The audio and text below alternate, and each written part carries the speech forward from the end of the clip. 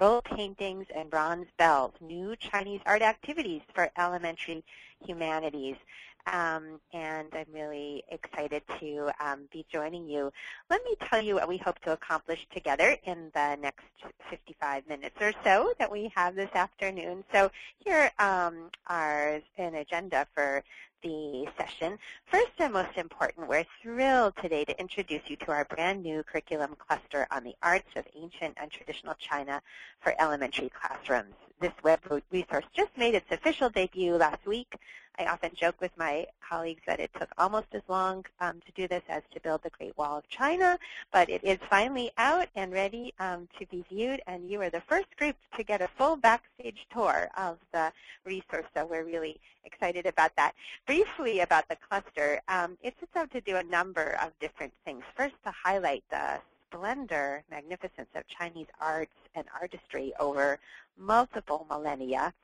It also sheds light on the really central place of the arts in Chinese culture.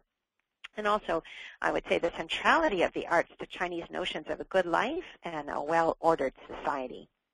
And think here about a society where the ability to write beautiful calligraphy or poetry was a qualification for high office and leadership. I promise that's my only allusion today to the election, but I couldn't help but get that in there. Finally, a purpose of this curriculum cluster is to demonstrate all of the many different skills you can teach in an elementary classroom using global arts and culture. So we're really thrilled to begin sharing these activities with teachers and with all of you today. The Arts of Ancient and Traditional China is part of a curriculum collection that I also wanted to mention that we call Primary Source World. And I hope I'll be showing you the homepage of Primary Source World as we wrap up the webinar today, because there's some other great topics and resources in there that you might be interested in exploring. But I mention it now because the central purpose of this curriculum resource is to support teachers like you who want to teach their students about world cultures and global perspectives using global primary sources. And that brings me to a second purpose of our session today. We're going to spend just a few minutes thinking about the reasons why global primary sources are so valuable and important in social studies instruction at the elementary level. And we'll think along with that about why the arts specifically are such a rich source for global understanding for elementary learners. So to help me accomplish those items, I have with me today a teacher and primary source collaborator named Jessica Christensen. Jessica is currently an elementary classroom teacher in the Denver Public Schools. She formerly taught in Concord, Massachusetts. Jessica traveled to China with Primary Source in 2011, and she specializes in interdisciplinary teaching that fuses in really creative ways science, art, literacy, and math with social studies instruction. And Jessica, we're so glad to have you here today as well. Welcome. We're going to be hearing from Jessica in just a few minutes, but I wanted you to know that she was here and to look forward to speaking with her. Our last agenda item, just to go back to our session goals, is to take your questions and comments. And Jessica, I wanted you to know, will stay on with us through the end of the webinar when we'll be delighted to field your questions and also to hear your comments. We'll be interested to know what you're excited to try, what you perhaps already teach about China that could be enhanced through these or similar lessons built around the arts. And we hope you'll all enjoy joining in that discussion.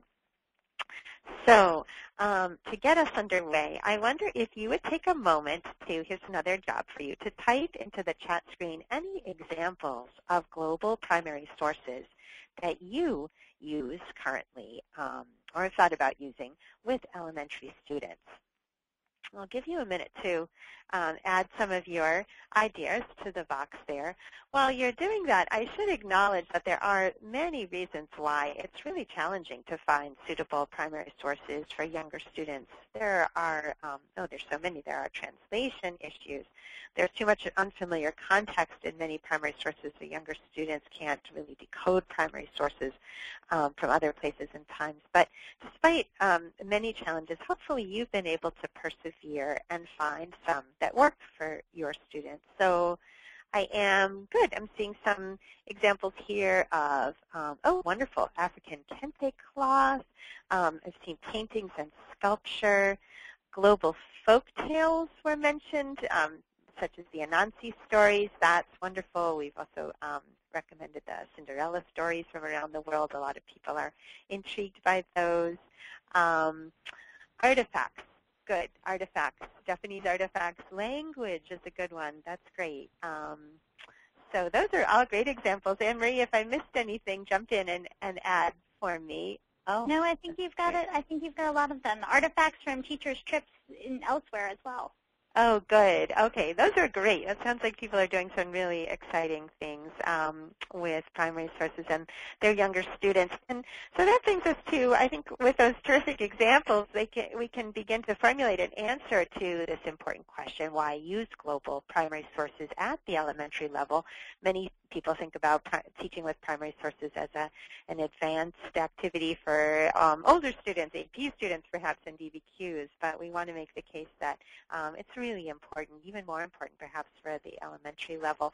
So here are some answers. So, I think first and foremost, pique students' curiosity about people in distant times and places by using primary sources. Curiosity and interest comes before anything else, I think, in the social studies. Primary sources can help students discern and identify bias and different points of view, multiple perspectives, what we call multiple perspectives in social studies. They can strengthen, certainly, students' observation and questioning skills, so use them for inquiry. They can promote historical inquiry and the process of doing history. How do historians reconstruct the past, and helping students to understand that in a meta sense, and then doing history and analyzing history themselves.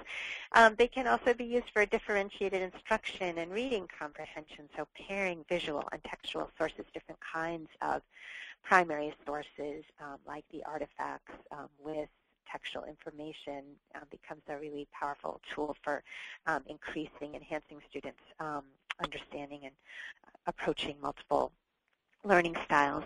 And they provide opportunities for students to develop the building blocks of critical thinking, so comparison, contrast, synthesis, evaluation, observation, all of those are so importantly built out of lessons that use primary sources. So those are some, I think, strong arguments for it. And then we have the companion question here for today, why the arts?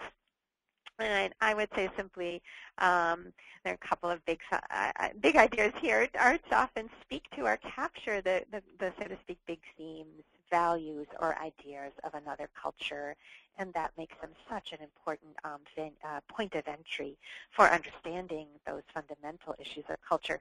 They express emotions that cross boundaries and borders, and they help students to empathize with people in other times and places, so that all-important act of seeing the world through the eyes of another. And I think the arts are such an important resource for doing that. I know we have some wonderful art teachers with us today, and we hope that I hope you'll consider sharing your perspectives on these questions as well. Now, we can make a strong theoretical case for global studies based on primary sources in the elementary years, but it's even better to have examples that show us the power and effectiveness of this kind of instruction when it's applied in the classroom. And that's why I want to turn the presentation over for a few moments to Jessica Christensen, our colleague who's here with us today from Denver, Colorado. For a few minutes, Jess is going to share some of the really wonderful experiences she's had using art and artifacts from China with her middle elementary students to teach an interdisciplinary curriculum. So Jessica, go ahead and join us. Thank you so much again. We're looking forward to hearing from you. Hi, thank you, Susan. Welcome everybody. And I'm just going to show you a few things that I've done with fourth graders through our study of ancient China, and really integrating as much of the language arts, science, social studies, and math curriculum as we could. But all through basically what are art projects based on Chinese art forms. These pictures on this first screen are actually from a trip that I took with Primary Source to China. And I just love the one on the bottom left where modern young kids practicing their calligraphy a very ancient and very special art form in China, but they're doing it on the streets of Beijing. It's fairly neat how integrated the young and old is in China. This is a project that the kids did where they actually made little tea bowls out of clay, and then we painted them and fired them, and we used them during a traditional Orchid Pavilion poetry party where the kids were writing poetry and then sipping tea out of their cups that they handmade, or their tea bowls, as the Chinese would call them. This is an example of the children pretending to be archaeologists and using primary sources of bronze, actual Chinese bronze artifacts, and they would pretend that they dug one of them up and they took a picture of it, and then they had to draw and write about their adventure actually uncovering the bronze. And then, like archaeologists, they had to decide what the ancient Chinese might have actually used them for, which kind of corresponds also to the cluster online. This particular one on the top right is a bronze bell, which one of the lessons is about bronze bells. The oracle bones is also really interesting to students. They understand that Chinese writing is characters. That each character represents a word rather than letters, which is very interesting to them.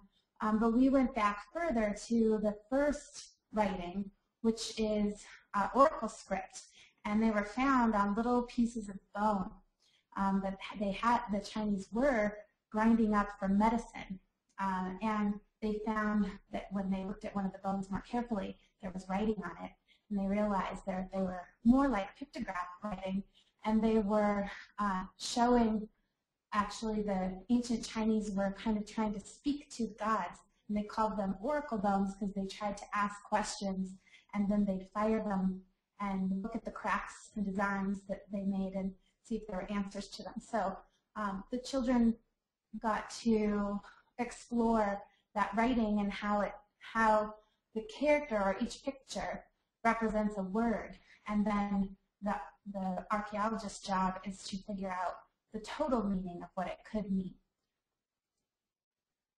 This is one of our kind of grand projects during the year, and the Chinese scrolls, which there's one of the cluster lessons is on a scroll, which is really amazing. It's beautiful. And the children did get to see real Chinese scrolls during these lessons because we worked with someone who had been to China. But there are lots of options, and just going on to the primary source website, you can find pictures of ones that you can show students. But they learn all about how the Chinese really cared about not only what the art was, the poetry, painting, the calligraphy, but also what they used. And so we showed them the rice paper and the brushes and the ink that would be ground on inkstone, so they could see how it really worked. And then they actually got to paint not calligraphy, since that would take years and years and years of practice, but a brush painting, which is also a Chinese art form. And then they would look at their painting, and they would decide what did their energy or their qi paint, and they would write a poem that went along with it, which was really interesting. They even got to make their chop, which was the ancient Chinese signature, basically, for their scrolls. And in ancient China, then other great poets might put their chop on a poem that someone else did to say, I agree with what you did, or I approve of what you did. It's like a seal of approval. Here's a close-up of one. The kids actually chose their own chop designs based on real calligraphy, or real, I should say, characters, and they put them together to make their own names. And this is what they looked like hanging up in the hallway. And of course, you could even integrate math. And so these are paper lanterns. Very simple project, but we made them into abacuses. So each column represented one of the strings of the abacus, one of the rods of the abacus, and they made large numbers and then had to practice saying those large numbers, and then we hung them up for Chinese New Year celebration. But those are just a few of the examples of things that we did with fourth graders, but they could really be used for almost any age, I think. So thank you, and I'm happy to answer any questions at the end. So think of anything you're wondering about. Oh, thank you so much, Jessica. It's just always inspiring to hear all that you've done to make Chinese history real and engaging for your students. It's such a thrill to hear that, hear you talk about it. Jessica, I had the special treat of traveling to China with Jessica, and I've never seen anybody take so many pictures and be so incredibly engaged in what was happening. So this is a good point to transition, and let me just go here while I'm talking. Jessica was instrumental in co-designing 2 out of the 3 activities for the Arts of Ancient and Traditional China for elementary classrooms curriculum.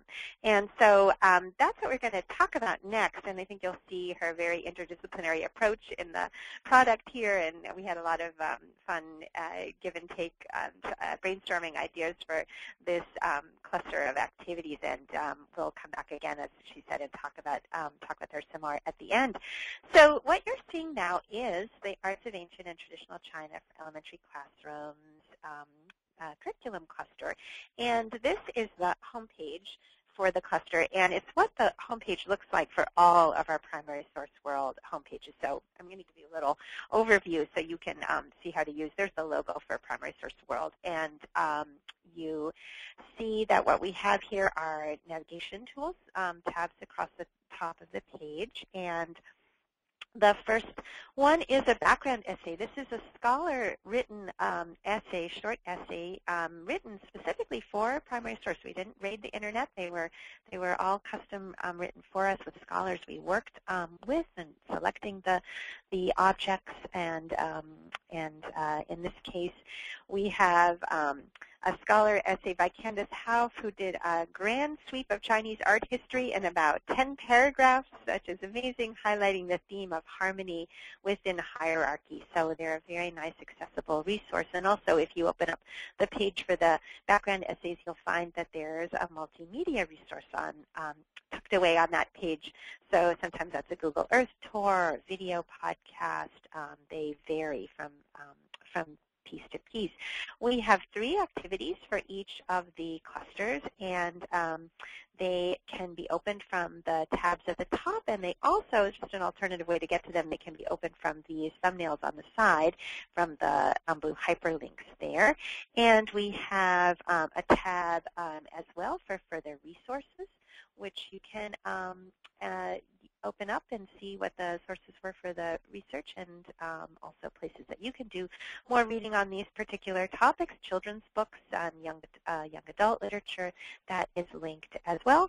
And each page of the Primary Source World also has a contact link for our wonderful reference librarian and webmaster, Jennifer Hansen, and we encourage you to contact Jennifer if you have any questions about anything you find in one of these clusters. We'd also love to have your comments. Let us know if you've tried something with your students and how it went.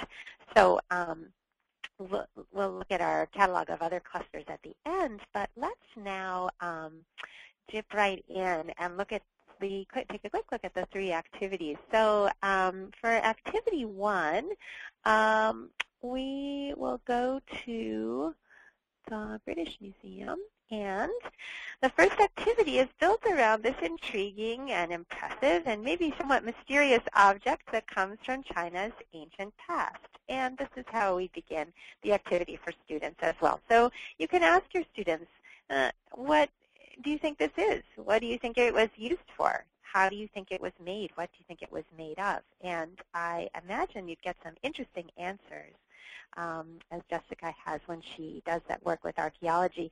This would be a good opportunity to discuss archaeology and what archaeologists do, because the Chinese bronze objects, and that's what this is, have often been found in ancient Chinese burial sites, and archaeologists have to ask the very types of questions that we're asking. Now, you are astute and you already know, I think, from the context clues in the name of the title of the webinar that this is, in fact, a bronze bell. It doesn't necessarily look very bell-like, and I think students might not guess that that's what it was. An upside-down bucket, it's hard to know what it is, but it is, in fact, a giant bronze bell, and it was cast as one of an enormous set of bells with different tones and sizes that were designed to be played as a set and to make music. This particular bell comes from a pivotal moment in Chinese history, the age of Confucius. And it turns out that Confucius, who was, of course, deeply interested in social order and in making societies harmonious and putting people in the right mindset for well-structured relationships, was also very fascinated by music and wrote about music. He and his immediate followers wrote about music. Confucius himself believed that music played a role, or could play a very important role, in making societies harmonious and in helping to build those cohesive structures. So I wanted to, it's important to have that pointed out to you, and I also want to point out to you one other thing about this particular bronze bell. It comes from the collection of the British Museum in London. And it's part of a fantastic resource that the British Museum developed in conjunction with BBC Radio called The History of the World in 100 Objects. It is a great global studies resource for social studies educators. And I'm just going to leave that as a teaser out there right now, and I'm glad to tell you more in the question and answer if you're interested, or I encourage you to go ahead and look this up on your own at another time, but it's very cool, and it became kind of a huge, much-loved runaway hit in Britain. People loved it in Britain. So now the bronze bell activity, let me go over there now, back to here.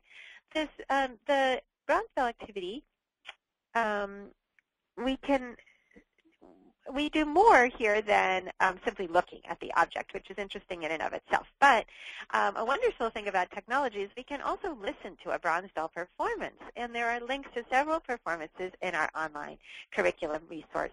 The final activity for this resource, the final piece of this activity, I should say, is a listening activity. And so students hear a bell performance without visuals, and they have a listening sheet, and they circle emotions on a sheet, which we provide, and that best describe how the music makes them feel, and that's followed by a comparison of answers and discussion.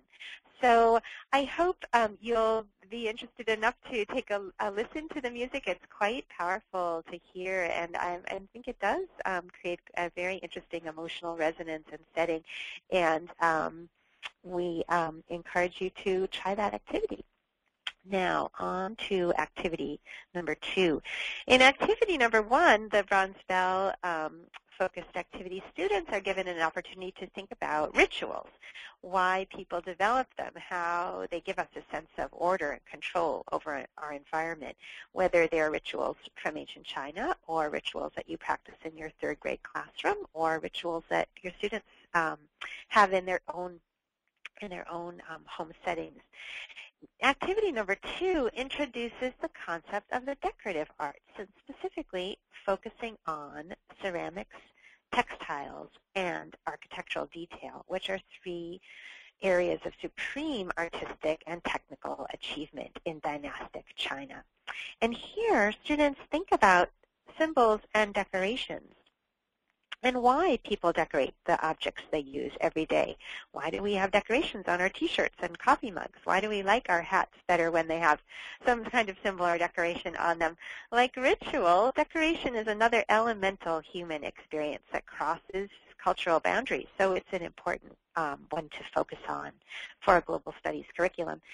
For this activity, students learn to recognize certain characteristics of the decorative arts, and they consider a design motif that was common to many of these art forms in dynastic China.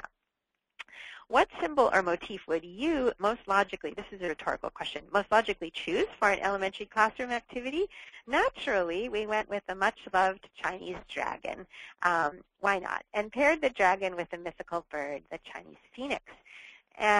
You may know that these two mythical creatures often appear together in Chinese decorative arts. And when they do, they symbolize male, female, emperor, empress. In other words, the cosmic balance and harmony of yin and yang that our scholar Candace Hauff writes about in her background essay as being a deep-seated Chinese cultural orientation that we can see in many, many art objects, and including the decorative art objects that are the focus of this activity. So you can see here, the next thing I want to show you is the activity that students do, and this is a challenge sheet. It's a scavenger hunt, dragon and phoenix hunt that the students go on, and they're asked a series of questions that require them to apply some of the terms and concepts that they gather earlier in the lesson. So find a dragon on a ceramic object. They have to recognize dragon, and they have to know what ceramics are. Find a dragon and phoenix together. Find a phoenix on a textile object. There's a series of questions, and they are going to provide answers to those. The last ones are a little tricky, but find a dragon or phoenix on a new object, and find one on an ancient object. And where do they go to find those? Well, this is a collection. Wait, I'm going to come back to that one. This is a collection of primary sources. We don't have a single primary source. In fact, it's a set of sources, and we used a free Web 2.0 program called LiveBinder to make a binder of Chinese mythical creatures. And you'll see that it's a gorgeous collection of color photos, many of them from museums, that students can use to complete the challenge sheet. They load a little bit slowly, but here's textile with dragons, phoenix, and other animals. We have some photographs that were also taken by teachers that we know and have worked with, and a favorite one in the collection was taken by Emery Gleason, who's with us today, and it's a pair of recycling bins from a monastery in Beijing, and one has a dragon and one has a phoenix on it. So that would be a modern example of the symbols on a modern context. So there's a lot of stepping stones for critical thinking and the common core skills in this activity, things like skills like categorizing, application of terms and technical language, engaging in visual analysis, along with a broad look at the Chinese decorative arts in a way that I think it would be fun and engaging for students, we hope. And that's activity number 2.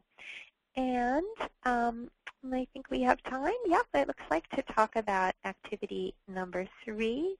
The last activity is based on the Peach Blossom Spring Handscroll, a very beautiful handscroll we're going to take a look at in just a moment.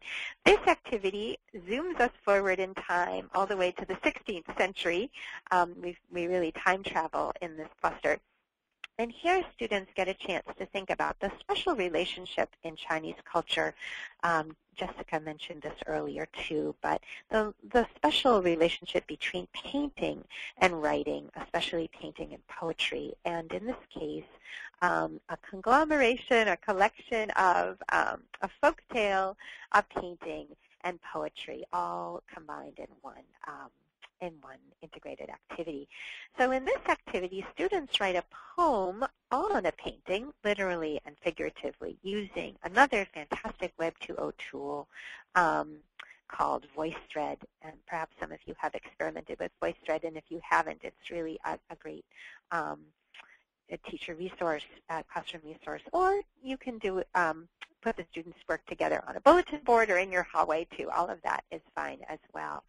This activity is fairly intricate, so I'll leave it to you to explore its many features in detail, but let me give you a quick preview of it and let you know the major the high points here.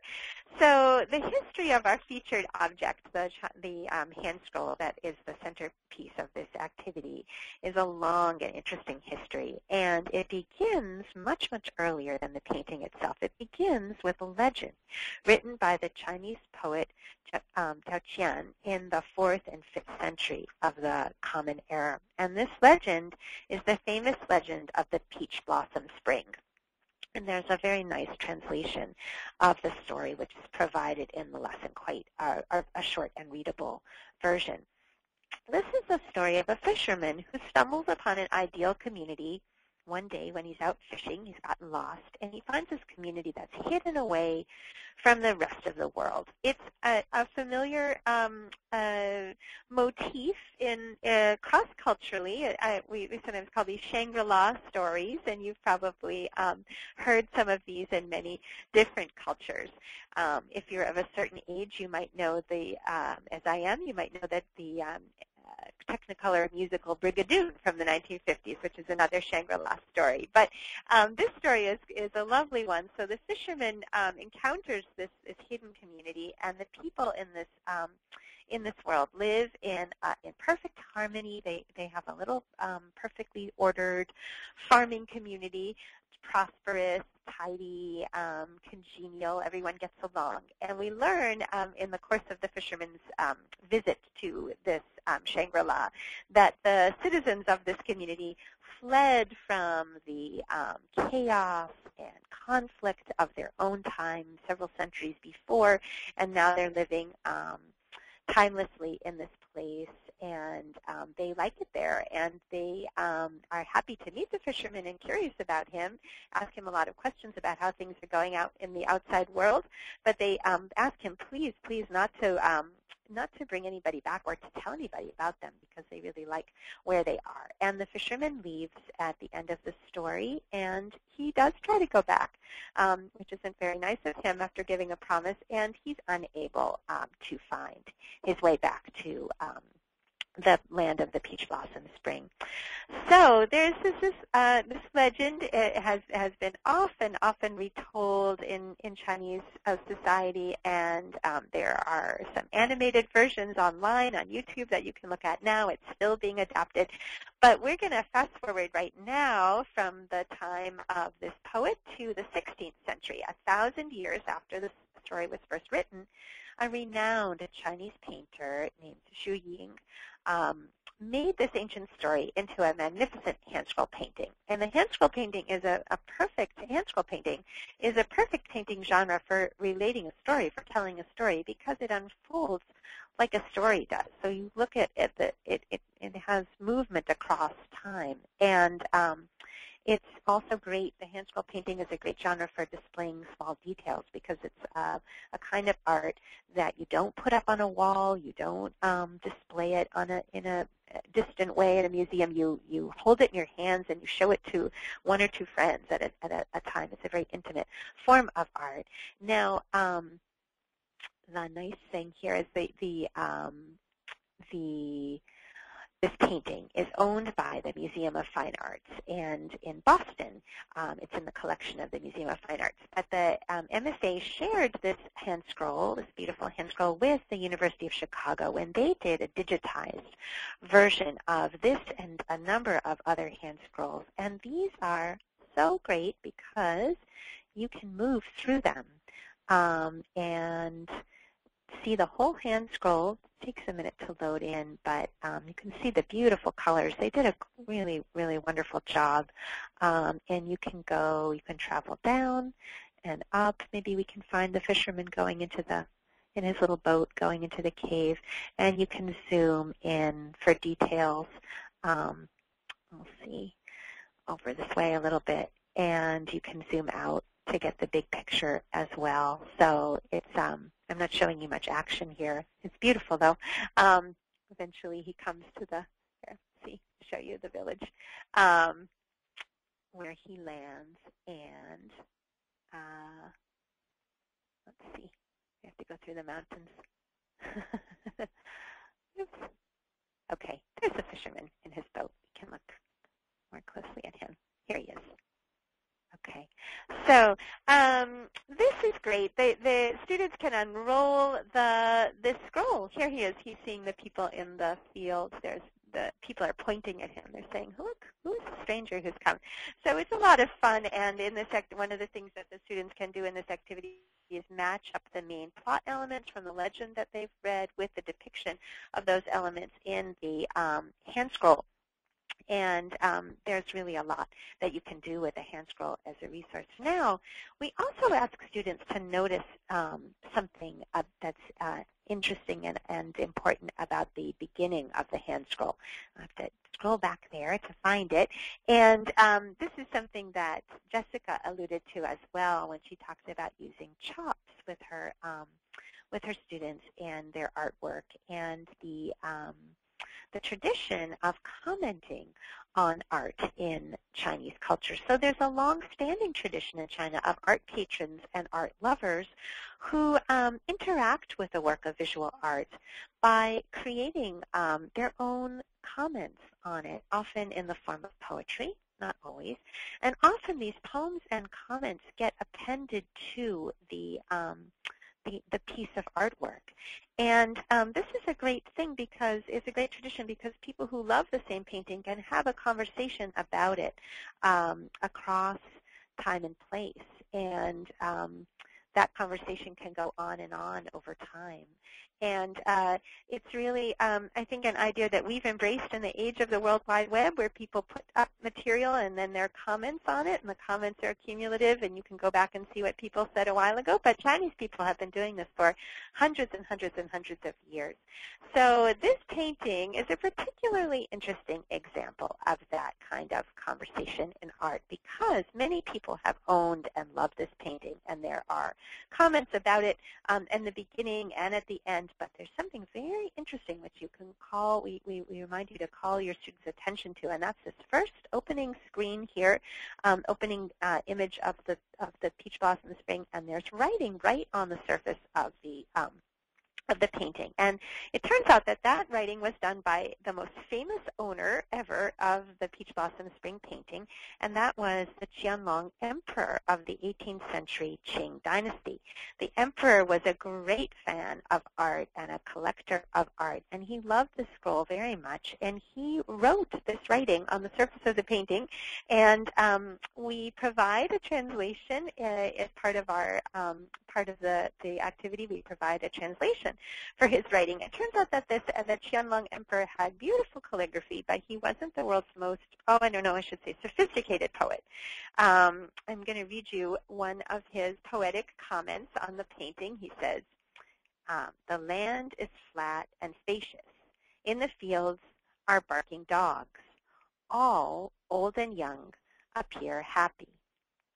So that's okay, because this poem should definitely speak to and inspire your 3rd, 4th, and 5th grade poets. And it shows that you can write poetry, really, that anybody can write, if the Qianlong Emperor could write it. So the activity, as I said at the beginning, allows students to write a short poem about a sequence from the Peach Blossom Spring Handscroll that they choose, either describing what they see or how it makes them feel when they look at the scene from the poetry. And you can have students do that in any style or writing form that you've been working on.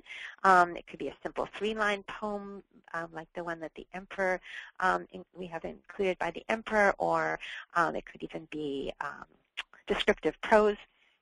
And then you can present that poetry in any number of different ways. You can certainly do a display on the wall by printing out some color prints of the from sections of the Handscroll that you can that we link to from the Museum of Fine Arts slideshow. But we've also created a voice thread, and this is a nice way to, really exciting way for people to comment. And so eventually, we hope that here's 7 slides from the painting.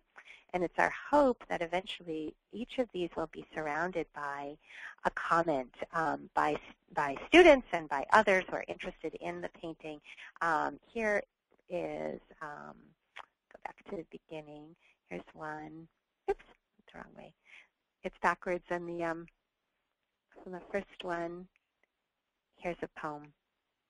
that I wrote about this the first scene from the painting.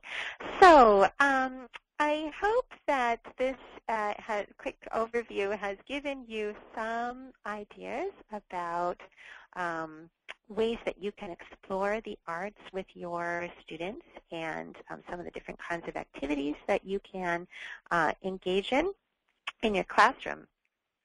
Oops, I have to mute that. That's a cool thing about VoiceThread is that you can record, you can write, type in, but you can also make recordings, voice recordings. So that was a voice recording of the Qianlong Emperor's poem that's attached now to the VoiceThread. So we'll be really excited to see what students come up with and be able to read poetry from classrooms all over the country and hopefully all over the world too. So that's something that we're excited about. Now at this point we're ready to hear some of your thoughts and questions and would hope very much that there are some things that we can answer for you. So, or comments that we would love to hear you share. So there are two different ways to ask questions. Hopefully some of you have been typing questions into the box throughout my presentation and Jessica's, and but if not, feel free to type a question now. And Anne-Marie is kindly helping us to go through those and has been compiling them.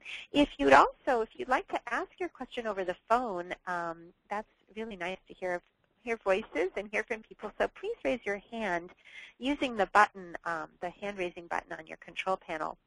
We'll call on you to ask your question, and then we'll unmute you so that everyone can hear what you have to say. And after your question, we'll mute you again so we can address your comment. So Anne-Marie has joined us again to help facilitate our conversation, and I think that Jessica is also on the line with us now. Is that right? She is, yes. Okay, great. So Anne-Marie, are there some questions that you would like to get us started with that our participants have posed? Well, I think one of the first questions is directed to Jessica, thinking about, you've shown some really fantastic examples of how you've integrated art in Chinese art into your classroom, and we have a participant interested in learning about how your students responded to that. Which art form did your students have, did it resonate the most with your students, or which piece project did you feel like students got the most out of? Sure. So what I guess my first reaction to that question is I think I love teaching about China so much because of the reaction of my students. They just love everything that we do, and even if it's not in the midst of an art project, they're enthralled. They love learning about the culture. They love learning about a different time that just is so far away, it's hard to even imagine. And as far as the art, anything that they do that's hands-on is very exciting. So they don't have to be good at painting or at even writing poetry. They all find out that they are good at it because they just end up writing what they really feel.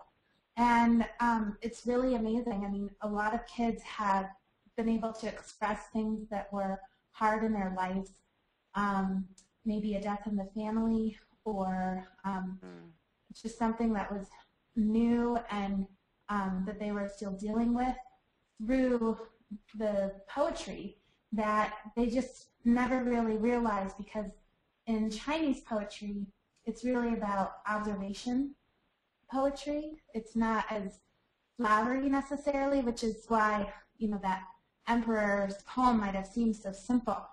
But he's really getting at the harmony, and it is a simple life that was in that, peach blossom spring, and it was that simple and perfect, and that's why people liked it. But the kids, just to wrap it up, they loved everything that we did. I was never pulling teeth to get them to do a project. As much writing as was involved with everything we did, it just flowed. They were just so into it that they wanted to express themselves through the writing, whether it was description or narrative or poetry. And then the pieces that went with it that then you could, hang up and they looked so nice. They still, I know some of my students from 5 years ago have their scroll hanging up in their bedroom. So it's very meaningful to them, and there's an emotional tie to art that sticks with students. I can say, having visited Jessica's classroom in operation, that the students, because Jessica devotes so much time to this integrated study, they have such a deep knowledge. It's really remarkable, and to hear them bring in vocabulary and make connections and talk about chi energy and and talk about poetry forms that they've studied in the past and make comparisons to what they're doing in the future. So you see how that kind of really deep, dedicated learning takes hold and has so much value for critical thinking in general. Yeah. Great. Good. Susan, I think this question is more directed to you. Laura was just wondering about if all these primary source activities in Primary Source World, are they readily accessible for use in schools? Yes, all of these materials are open source online, and we absolutely encourage them to be shared and used. There's no cost attached. Many of them have been created through grant funding that we received, and we're very grateful to the funding that's made it possible for us to share these so widely. But they're all there for the picking, and because we are educators ourselves, have been classroom teachers, and work with classroom teachers, we know what makes a curriculum and even the formatting of a curriculum useful. So the worksheets are provided, all the downloads, all the materials that you need are provided. They can all be printed offline. We try not to make anything too long and cumbersome. Keep them usable as well. So yes, they're all available from the Primary Source webpage. We can show that a little bit later in the text box, the homepage. I'm showing you the homepage here. And if you take a look in the chat box, we've listed links to all of the sites that Susan has talked about throughout the program. So you can find all of the links in the chat box here. Here's another question. I think so many of us are forced to make decisions about our curriculum in terms of just not having a lot of time and not having enough time to teach everything. What case would you make for trying to integrate Chinese art into the curriculum, particularly if you're at a school where there's a lot of pushback against maybe too much focus and emphasis on teaching about China, or also the push for 21st century skills as opposed to learning about ancient traditional Chinese art? So, for both of you, what kind of case would you make, do you think? Jessica, do you want to get started on that one? Sure. And actually in the school where I used to teach, the conversation was just coming up after several years of really being behind the ancient Chinese study. People started to question what we were doing and why we were doing it more, which originally the reason was reasons that I think would still hold true today, but sometimes you just have to keep questioning yourself to make sure you're doing the right thing, which is good. And that's as a 21st century student or learner, learning about China in a place where the ancient culture is still very much a part of the modern culture.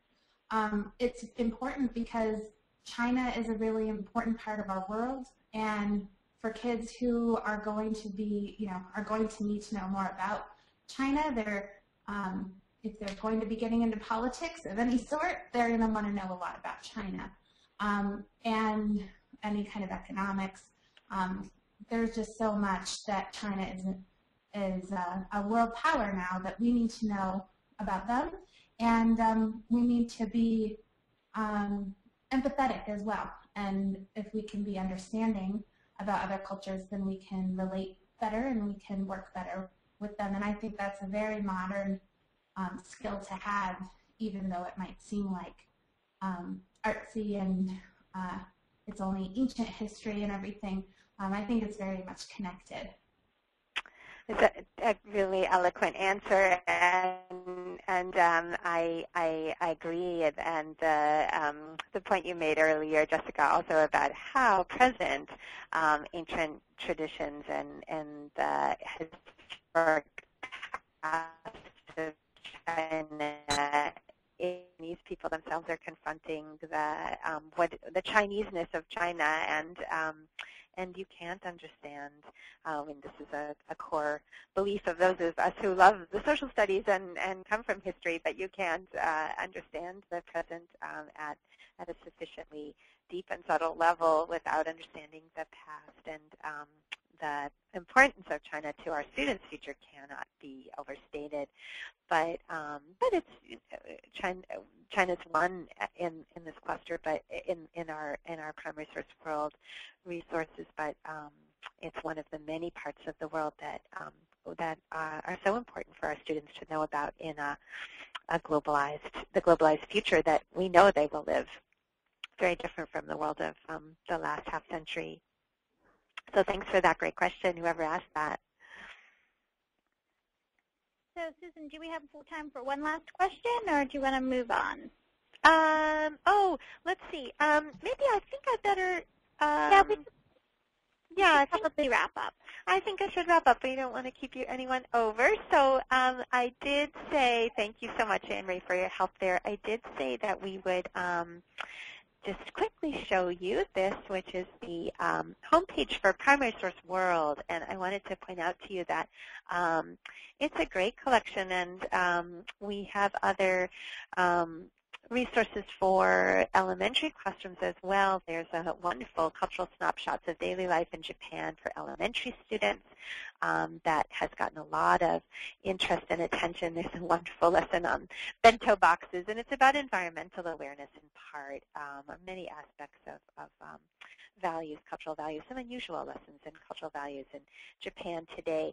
This down here, the Preserving Culture and History in Africa, isn't identified here as an elementary lesson, but a cluster, but it is, and that focuses on memory, the role of memory, and talking drums, recording of talking drums, memory boards, and storytelling and folklore are the three highlighted primary sources from different regions of Africa. So important and challenging to find good materials on, authentic materials for elementary students on aspects of African history and culture that really have, again, have nuance and depth to them. And so that's a wonderful piece as well. So we wanted to be sure that you knew about Primary Source World and encourage you again to use that resource, and hope that you'll enjoy exploring that and sharing it with others. So I'm just going to wrap up now by saying thank you so much for joining us for today's webinar. We hope it was both interesting and informative to you, and I want to, as we're in closing, to bring your attention to a few upcoming programs of Primary Source that might be of interest to you.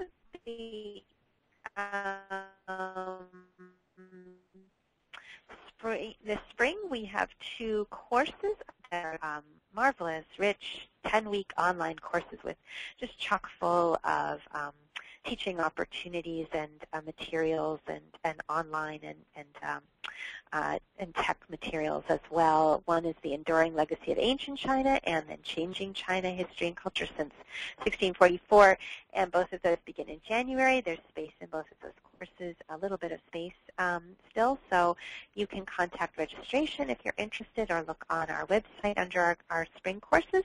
And I also wanted to remind you that we have a lovely young adult global read series, and people around the globe read a book with Primary Source, and the next selection for this year is Queen of Water, a story from Ecuador with author Laura Rezo, who will be our speaker, and that takes place Wednesday, November 28th at 3 o'clock. So we encourage you to join us for that session if you can, and the recordings will be available later.